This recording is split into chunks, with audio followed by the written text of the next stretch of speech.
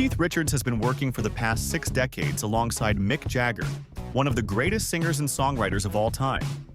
Together, they formed the classic songwriting partnership between a guitarist and a vocalist, a common dynamic in rock and roll.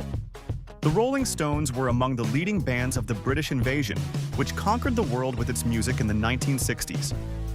Their combination of gritty blues, swaggering attitude, and unforgettable melodies helped define an entire generation, and the chemistry between Jagger and Richards became one of the cornerstones of rock history.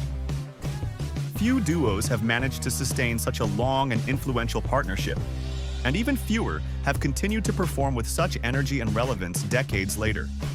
A few years later, a second wave of British groups would continue to spark musical revolutions, one of them being Led Zeppelin, whose powerful songwriting duo of Jimmy Page and Robert Plant became legendary.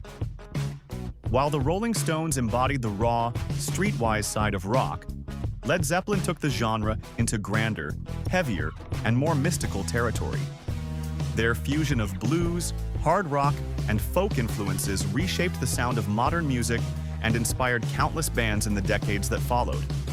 Despite the differences in style and approach, both bands stood as titans of British rock, pushing creative boundaries in their own ways. Over the decades, Richards has shared his opinions on many bands, including Led Zeppelin and their frontman, Robert Plant. Known for his blunt honesty and sharp tongue, Keith has never hesitated to express his views, even when they stirred controversy.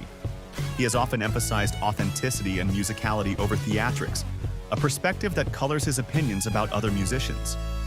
Keith Richards admires the members of Led Zeppelin as musicians, but not as a band. When he spoke about Robert Plant, he didn't have many nice things to say. Back in 1969, in an interview with Rolling Stone, he mentioned that the singer's voice was starting to get on his nerves. Led Zeppelin?